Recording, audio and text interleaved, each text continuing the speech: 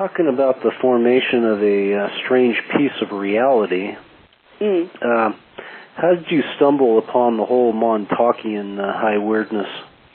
I guess I was found myself, because I've had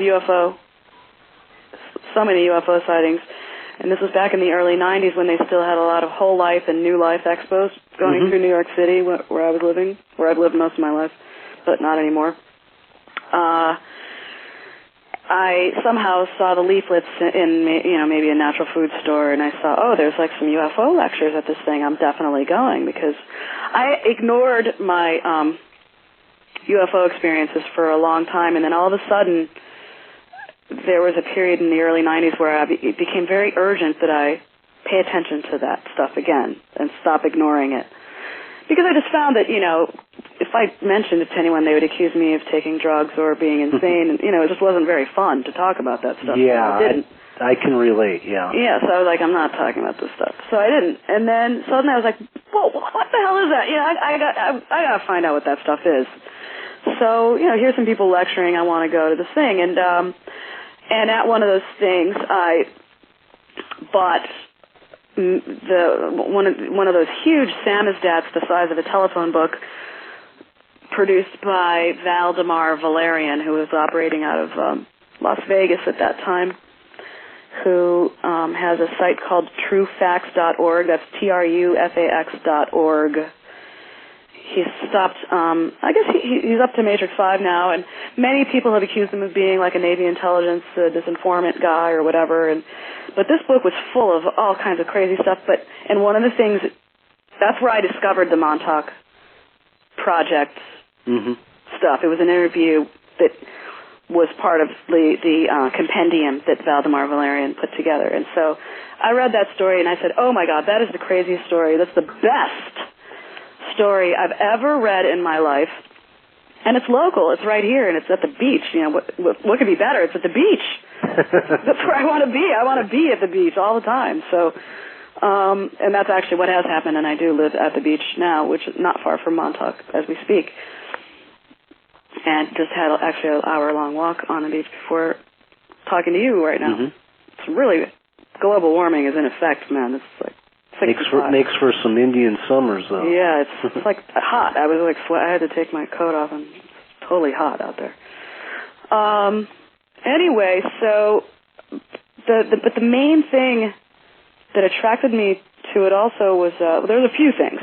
One is that it seemed like the little that I knew at that time, which continues to be little compared to what can be known about quantum physics. These guys were describing quantum physics as if they themselves had been the particles. They were also describing various conspiracies like money laundering Nazi gold bars through IT&T Corporation and other very wacky claims, which over the subsequent years I found to be, eventually became New York Times front page news. These wacky, crazy claims, so many of them were just one after another, were showing themselves to actually have some truth to them. Including, because when they were first talking about this stuff, I think there was much less awareness of quantum physics than there is today, even because it's pretty arcane and it's very nonlinear and very hard to wrap your head around that stuff. But, because computers have completely taken over our lives and computers are run on the principles, the chips, the whole everything, cell phones use, the way that they work is because engineers know about how subatomic physics work. And hey, do our listeners a favor here. Yeah. And in 50 words or less, tell them, what the Philadelphia experiment was and how it relates to Montauk, to give them a little background. I'm assuming most of the people listening to this know about Montauk, but in case they don't. Okay.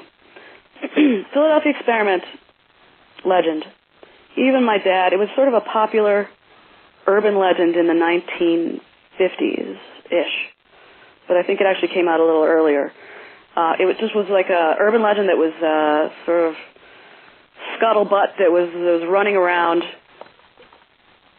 It touched a lot of communities. A lot of people were aware of this legend. in looking into the origins of it, I discovered that it was Navy intelligence itself that planted and seeded the legend to really aimed and geared toward the UFO, people who were interested in UFOs, by publishing 100 copies of Case for the UFO is the name of the book. And in the margins of this book were some insane scrawlings of a very seemingly traumatized individual who basically, when you put all the scrawlings together, he's describing the legendary events that supposedly occurred at the Navy base in Philadelphia, whereby the destroyer escort ship, the USS Eldridge, was involved in an experiment that was supposed to, quote-unquote, be an invisibility cloak, but instead, some mistake. Now, this is all the legend, okay, and I've deconstructed it a great deal in the book that I wrote, but something went wrong with this invisibility cloak, and somehow the ship, or the people who jumped off the ship, who were Duncan Cameron and Al Bielek, claimed to have jumped off the ship into the water, but instead landed 40 years into the future at the base in Montauk and found John von Neumann, who's the granddaddy of the computer and was at Princeton, was probably even more genius than Einstein at the end of the day. Just a polymath, incredible mathematician who invented so many things and the basis for so much of our current technology back in the 30s.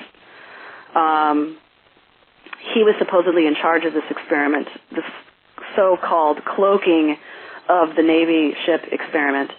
And so they land 40 years in the future in Montauk, and they see a 40-year-old older von Neumann telling them, no, you have to go back and take access to the equipment and stop it. We're like in a feedback loop over here. You got to go back.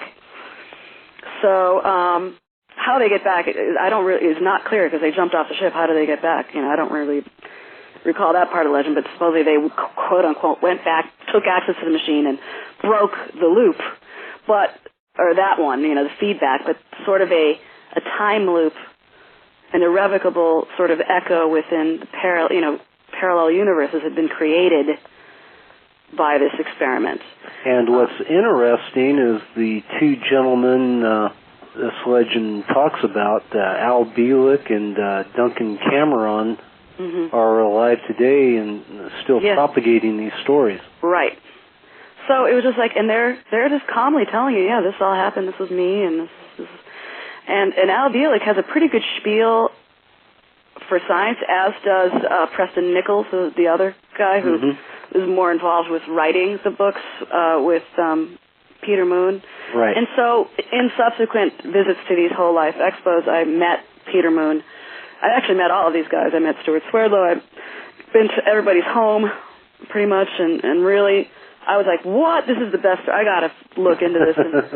And more and more, I found myself, that I really dug myself way deeper than I should have, maybe, and was, I think, a useful idiot in the propagation of this legend. I'm pretty, I know that much of both legends is just information, but I think there's a lot of truth, a lot of real good information in there, but you have to just sort the garbage from the good stuff, and that is not easy. You'll die trying.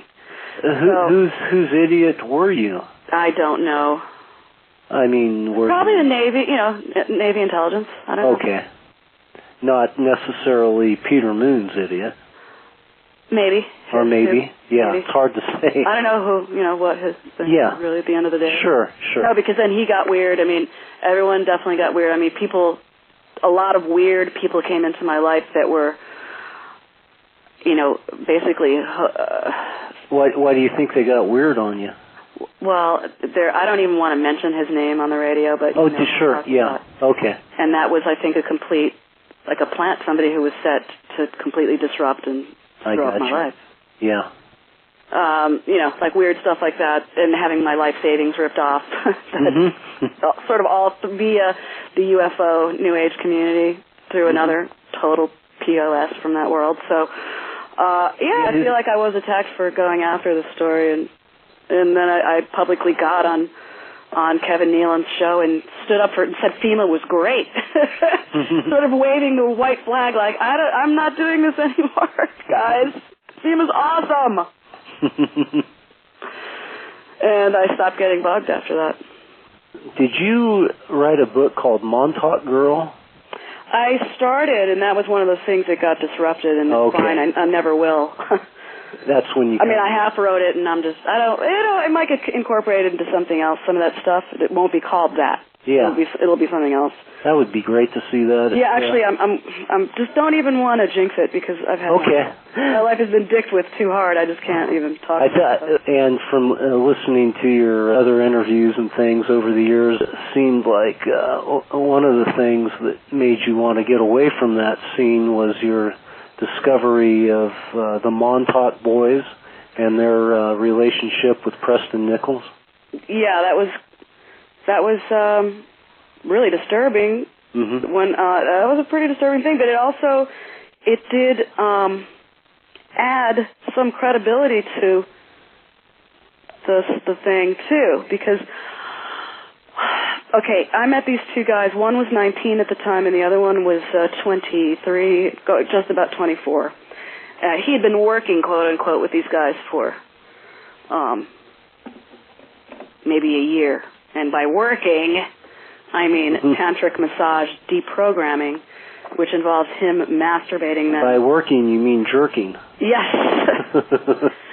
And trying to bring the logic of that being that you need to be brought back, because a lot of programs supposedly, and you'll read this in the Valdemar Valerian books, apparently some deep programming involves being stimulated to an orgastic. That's the word, not orgasmic, orgastic state. Like that chakra is all the way open, and that's, I think, the location of where the programming goes is in your second chakra. Sure. So to be able to access and or deprogram it, would have to be opened up again. Yeah. That's the logic, but and that's the argument. But I'm just looking, but they were starting to get creeped out, and I was like, you guys, you got to, I sort of was like, you got to stop seeing this guy. This is not good. But then this kid, he's 19, and he's saying, I'm really not me. I was in the Vietnam War, and they stuck me in this body, and I'm really a lieutenant. I'm a Navy lieutenant, and I'm going to lead all these Monarch programmed guys in a war that's going to happen in the desert in 2003. Wow. And they were telling me this in 1997. That's some spooky stuff there. It started a war in 2003, in March of 2003. Yeah. In the desert. And they said, we're going to be commanding a war in the desert in 2003.